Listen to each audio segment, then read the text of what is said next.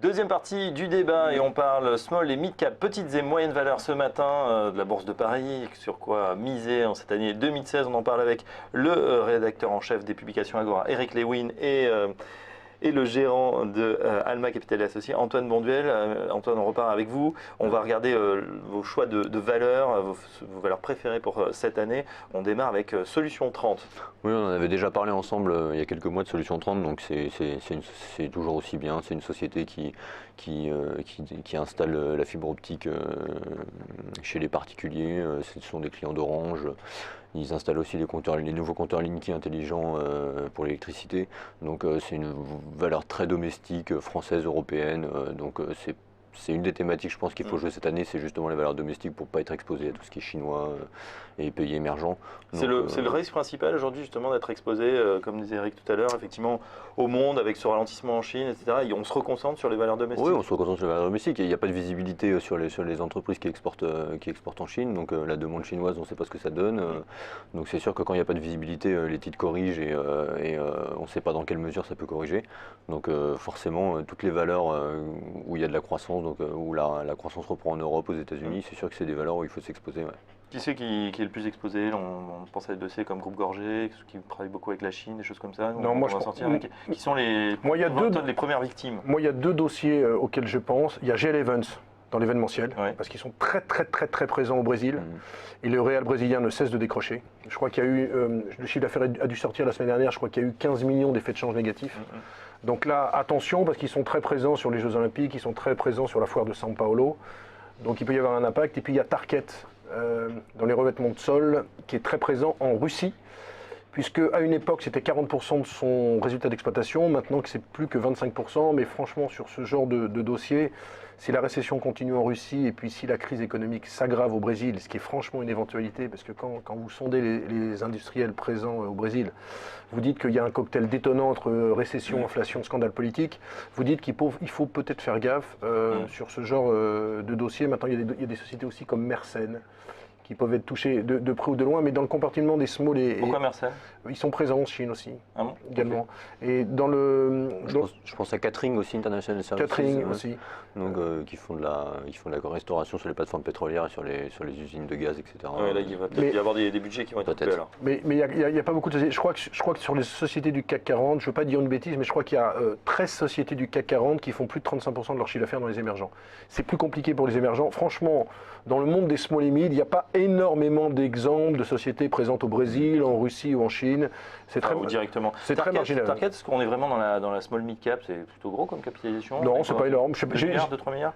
Je crois moins, j'ai pas en tête, je veux pas dire de bêtises, mais je crois que ça reste quand même. Alors le problème, c'est que la terminologie, moi quand je travaille dans la finance, j'allais à Londres présenter des sociétés. Alors quand vous dites j'ai une small caps, moi c'était en dessous de 150 millions d'euros. Pour les Anglais, c'était en dessous d'1 milliard. Donc en fait, on n'a pas du tout la même terminologie. Nous, en dessous de 150, c'est la small cap, et en dessous de 100, c'est la micro cap. Pour eux, quand vous pesez 800 millions d'euros à Londres, vous êtes une micro cap. Donc c'est pour ça que, par exemple, ils n'allaient pas sur certains dossiers trop petits.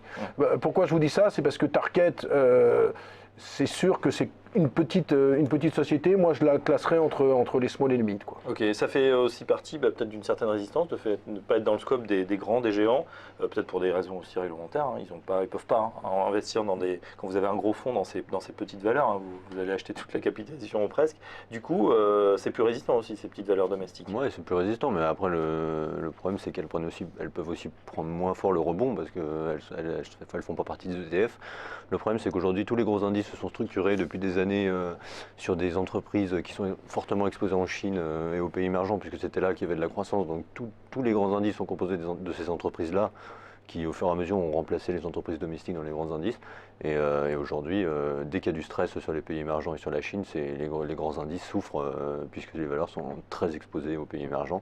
Et donc c'est sûr que les petites valeurs résistent mieux aussi en partie pour ça. Ouais. Il y a des contre-exemples, je pense au luxe notamment, qui a quand même, avec les résultats de l'EVMH, qui ont surpris dans le bon sens, positif. L'action s'est appréciée de près de 7% hier en séance. Voilà, ça prouve quand même qu'il y a des ressorts. Sur les marchés, les ressorts sur les marchés, c'est que là on est dans une folie pétrolière et Chine. Est-ce qu'on n'exagère pas finalement? toujours un peu ce balancier, on a tendance à avoir tout en noir, après tout en Le rose. problème, c'est qu'au mois de janvier, j'allais dire on s'emmerde, mais il ne faut pas parler comme ça à la télé, mais on s'ennuie à mourir au mois de janvier parce qu'il n'y a pas tellement de publications. Là, on va rentrer dans on rentre dans la microéconomie, on price 8% de hausse pour les entreprises du CAC 40 en 2015 et 5% en 2016. Si jamais on avait un petit peu mieux, on pourrait voir certaines valeurs rebondir. Moi, je pense quand même à certaines valeurs très présentes en Europe. Je trouve que Carrefour, c'est pas très très cher quand même. Je trouve qu'une société, même comme Peugeot, quand même, qui se paye 6 fois les bénéfices, c'est pas excessivement cher, d'autant plus qu'ils ont créé un joint venture en Iran et que ça se développe. Bref, moi j'ai le sentiment que s'il y a des résultats un peu meilleurs que prévu, ça peut rebondir. Regardez LVMH, tout le monde priceait le pire avec LVMH hier. Finalement, ils sortent une croissance organique de 6%, une rentabilité de 18,5%. Moët Hennessy va bien, Louis Vuitton va bien, Bulgari va bien, et donc le titre a fini en hausse de 4,5 hier dans un marché qui perdait 1,3%. Ce que je veux dire, c'est est-ce que justement sur la Chine, où on dit voilà, c'est peut-être le hard landing, ça va très mal, etc. On voit que certes sur l'industrie de base, ça va mal, mais sur tout ce qui est consommation interne, ça continue. Les gens ne sont pas appauvris, au contraire, il y a l'émergence d'une grande classe moyenne qui est avide de consommer, alors du luxe, mais aussi d'autres choses. Le problème de la Chine, c'est que les gens ne comprennent pas qu'il y a un changement de modèle. Avant, c'était un modèle basé sur les exportations, maintenant c'est sur la consommation et les services à forte valeur ajoutée. Donc cette transition met du temps et cette transition fait perdre des points de croissance parce qu'on ne passe pas d'un modèle à un autre. Donc moi je ne crois pas du tout que la Chine soit morte, il y a peut-être un hard landing, on aura peut-être 4-5% de croissance, il y a quand même plus d'1 milliard d'habitants qui veulent consommer. Et puis sur l'histoire de la Chine quand même par LVMH c'est quand même 27% en Amérique du Nord, 10% en France, c'est 26% en Asie, mais la Chine ça leur représentait 10 à 12%. Bref, faut pas voir, c'est pas des valeurs purement chinoises quoi. Je serais plus inquiet peut-être pour de la consommation purement chinoise en Chine si ça ralentit, mais pas sur des groupes de luxe où il y a toujours un coefficient d'élasticité nettement supérieur, c'est-à-dire qu'on continue quand même à acheter parce qu'il y a des pouvoirs d'achat, parce que acheter du LVMH c'est quand même des gens assez riches. Vous savez, j'étais à Singapour la semaine dernière et j'ai rencontré des gens de Singapour et j'ai rencontré des gens de Singapour qui m'ont dit si vous allez en France, est-ce que vous pouvez nous acheter des sacs Vuitton? Parce qu'à Singapour, par exemple, c'est 30% plus cher. Ouais. Donc, ce que je veux dire, c'est que dans toute cette région du monde, il y a quand même une forte demande pour tout ce qui est produits de luxe. Il ne faut pas tout jeter les Kering, les LVMH, ou peut-être qu'il y a un léger ralentissement en Chine. Quoi. Vous voyez qu'il y a quand même du résultat, et puis LVMH va quand même sortir 18,5% de rentabilité opérationnelle, c'est pas mal. C'est pas mal du tout. On s'est éloigné des petites et moyennes valeurs. On y retourne avec Elior, c'est aussi une de vos valeurs voilà, dans votre palmarès. Oui, c'est une valeur qui est un peu plus grosse que la valeur précédente. C'est toujours la même thématique, une valeur domestique européenne. Voilà, non forcément délocalisable, hein. Elior, restauration, c'est compliqué. Oui, la restauration collective, il faudra toujours consommer de la restauration collective en France et en Europe. Donc oui, c'est une valeur donc, de croissance. Aujourd'hui, il y a un nouveau PDG qui est arrivé, Philippe Salle, qui était l'ancien PDG d'Altron. Donc, ancien PDG d'Altron. Altran, okay. Il avait fait un bon travail chez Altran de redressement. Il a terminé sa mission, donc il a décidé de venir chez Elior pour justement faire le même travail de redressement de la société. Donc c'est toujours une valeur qui est globalement dérisquée. Donc toujours même thématique. Autre domaine, conseil ingénierie en haute technologie avec le groupe aussi. Donc ça c'est la thématique donc, des sociétés de services informatiques. Donc ça c'est une société de conseil en ingénierie informatique et qui était à la base très française européenne. Et ils ont fait une acquisition à la fin de l'année dernière aux États-Unis pour 80 millions de dollars de chiffre d'affaires. Donc il y a un changement de modèle, ils sont désireux de s'exposer aux États-Unis, où les marges sont meilleures, où la croissance est élevée. Donc si le plan, l'acquisition fonctionne et ils arrivent à bien intégrer cette acquisition, à mon avis, on peut aller voir bien plus haut sur le cours. Ouais. Avec Lewin, c'est recommandé dans les publications Agora également. Moi je connais assez bien le directeur général Philippe Morcillo. Ce qui est assez cosy est détenu par Jean-Marie Magnet, qui a plus de 70 ans, qui est l'actionnaire principal, qui a fait venir aux côtés de lui Frédéric Dupont et donc Philippe Morcillo. Ils ont bien restructuré l'affaire. Moi, je pense que la valeur est topéable. Moi, je pense qu'un jour ou l'autre, Jean-Marie Magnet, qui a plus de 70 ans, pourrait vendre la société. Et que donc, même si elle a fortement progressé, parce qu'on doit valoir 45 €, moi je me rappelle encore du titre, je petit déjeuner avec Philippe Morcillo qui s'inquiétait parce qu'il disait oui, mon titre vaut 15 €, qu'est-ce qu'on fait? Je crois qu'il y a un potentiel pour aller à 60 €, et puis il y a quand même l'aspect spéculatif, parce que je pense que dans ce secteur de la R&D externalisé, où il y a des A-Systems, des AK Technologies, ou encore des Sogeclair pour les plus petites sociétés, je pense que OSI, c'est vraiment l'opéable à jouer et à conserver vraiment précieusement, parce que c'est bien géré, les stratégies à l'international ont du sens, bref, c'est un très beau groupe. C'est pas si cher que ça aussi.